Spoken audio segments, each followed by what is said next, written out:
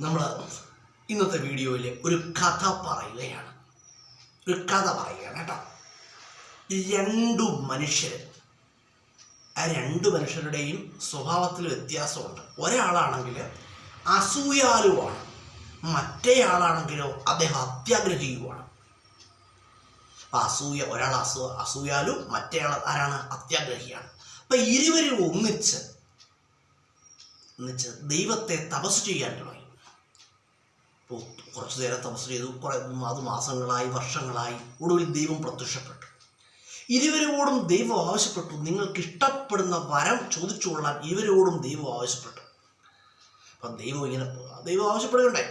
അത്യാഗ്രഹിക്കുകയാണെങ്കിൽ അത്യാഗ്രഹമാണ്, അദ്ദേഹത്തിന് അത്യാഗ്രഹിക്കും വെപ്രാളവുമാണ്. അപ്പം അത്യാഗ്രഹിച്ച് ചാടി കയറി ദൈവത്തോട് ചോദിച്ചു.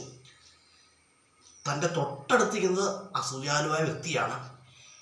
ഇവന് അങ്ങ് എന്തു നൽകുന്നുവോ അതിൻ്റെ ഇരട്ടി എനിക്ക് നൽകുക എന്ന് അത്യാഗ്രഹി ദൈവത്തോട് ഒരു വരം ചോദിച്ചു. അത്യാഗ്രഹിയുടെ അടുത്തിരിക്കുന്ന ആളാരാ? അയാൾ അസൂയാലുവാണ്. ശരി, അങ്ങനെ ആവട്ടെ എന്ന് ദൈവം അത്യാഗ്രഹിയെ അനുഗ്രഹിച്ചു. പിന്നെ ഉടനെ ദൈവം അസൂയാലുവിനോട് ചോദിച്ചു, എന്ത് വരമാണ് നിനക്ക് വേണ്ടത്? അപ്പം അസൂയാലുവിൻ്റെ ആവശ്യം അറിയാമല്ലോ. എന്തോ അസൂയാലു മനസ്സിൽ ചിന്തിച്ചു, എനിക്ക് എന്ത് കിട്ടിയാലും ഇവൻ അതിൻ്റെ ഇരട്ടി വേണമെന്നാണ് പറഞ്ഞത്. ഇപ്പം ഞാനൊരു പക്ഷേ ധനം ചോദിച്ചാൽ എനിക്ക് കിട്ടുന്ന ഇരട്ടി ഇവന് കിട്ടും. എന്ത് ചോദിച്ചാലും ഞാൻ നല്ല കാര്യങ്ങൾ എന്തെങ്കിലും ആവശ്യപ്പെട്ട് കഴിഞ്ഞാൽ എനിക്ക് കിട്ടുന്ന ഇരട്ടി എവന് കിട്ടും എന്ന ഒരു വളരെ വികൃതമായ ബുദ്ധി ആരുടെ മനസ്സിൽ ഉദിച്ചു? അസൂയാലുവിൻ്റെ മനസ്സിൽ ഉദിച്ചു. അപ്പം ഇത് കേട്ട അസൂയാലു ദൈവത്തോട് ചോദിച്ചു വരം എന്തോ അറിയാമോ? അസൂയാലു പറഞ്ഞു, എൻ്റെ ഒരു കണ്ണങ്ങ് പൊട്ടിപ്പോട്ടെ എന്ന് അസൂയാലു ദൈവത്തോട് വരം ചോദിച്ചു. അപ്പം അസൂയാലുവിൻ്റെ ഒരു കണ്ണ് ആ നിമിഷം എന്നാൽ ശരി അങ്ങനെ ആട്ടം ദൈവം അസൂയാലുവിനെ അനുഗ്രഹിച്ചു. അപ്പം സംഭവിച്ചൊരു കാര്യം എന്ന് പറഞ്ഞാൽ അസൂയാലുവിൻ്റെ കണ്ണ് ആ നിമിഷം പൊട്ടിപ്പോയി. തൽക്ഷണം തൊട്ടടുത്ത് നിന്ന് അത്യാഗ്രഹി എന്ത് വരം ചോദിച്ചേ? അസൂയാലും ദൈവം എന്ത് വരം കൊടുക്കുന്നു അല്ല അതിൻ്റെ ഇരട്ടി വേണമെന്നല്ല, തൻ്റെ അടുത്ത് നിൽക്കുന്ന എന്ത് വരം കൊടുക്കുന്നു അതിൻ്റെ ഇരട്ടി വേണോ അത്യാഗ്രഹി ചോദിച്ച വരം ദൈവം. അപ്പം തൽക്ഷണം അത്യാഗ്രഹിയുടെ രണ്ട് കണ്ണും പൊട്ടിപ്പോയി. അപ്പം അസൂയാലുവിൻ്റെ ഒരു കണ്ണ് നഷ്ടമായി, അത്യാഗ്രഹിയുടെ രണ്ട് കണ്ണും നഷ്ടമായി.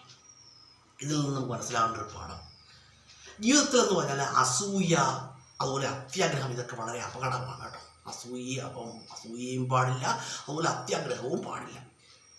ആഗ്രഹങ്ങളാകാം കേട്ടോ, ആഗ്രഹങ്ങൾ വേണ്ട എന്ന് പറയത്തില്ല. ആഗ്രഹങ്ങൾ വേണം, നല്ല ആഗ്രഹങ്ങൾ വേണം. പക്ഷേ ആഗ്രഹങ്ങൾ അത്യാഗ്രഹങ്ങളായി മാറരുത്. നല്ല ആഗ്രഹങ്ങൾ ജീവിതത്തിൽ വെച്ചു പുലർത്തുക, നല്ല ആഗ്രഹങ്ങളുടെ സബലീകരണത്തിനായി പ്രയത്നിക്കുക, അതൊക്കെ ചെയ്യണം കേട്ടോ. എങ്കിൽ മാത്രമേ ജീവിതത്തിൽ വിജയം ഉണ്ടാവുകയുള്ളൂ. പക്ഷേ എന്തായി മാറരുത്? അത്യാഗ്രഹങ്ങളായി മാറരുത്. അതുപോലെ തന്നെയാണ് അസൂയ ഒരിക്കലും മനസ്സിൽ വെച്ച് പുലർത്താൻ പാടില്ല. അസൂയയെക്കുറിച്ച് ഞാനൊരു വീഡിയോ ചെയ്തിട്ടുണ്ട് കേട്ടോ, അതുകൊണ്ട് അങ്ങോട്ട് കൂടുതൽ കിടക്കുന്നില്ല. അസൂയയായാലും അത്യാഗ്രഹമായാലും എന്ത് പാടില്ല? അസൂയ മനുഷ്യ സഹജമാണെന്നൊക്കെയാണ് പറയുന്നത് കേട്ടോ. പക്ഷെ അമിതമാവാൻ പാടില്ല കേട്ടോ. അമിതമായിക്കഴിഞ്ഞാൽ അസൂയയായാലും അത്യാഗ്രഹമായാലും എന്ത് തന്നെ ആയാലും എന്ത് ചെയ്യും? ഗുണത്തേക്കാളേറെ ദോഷം ചെയ്യും.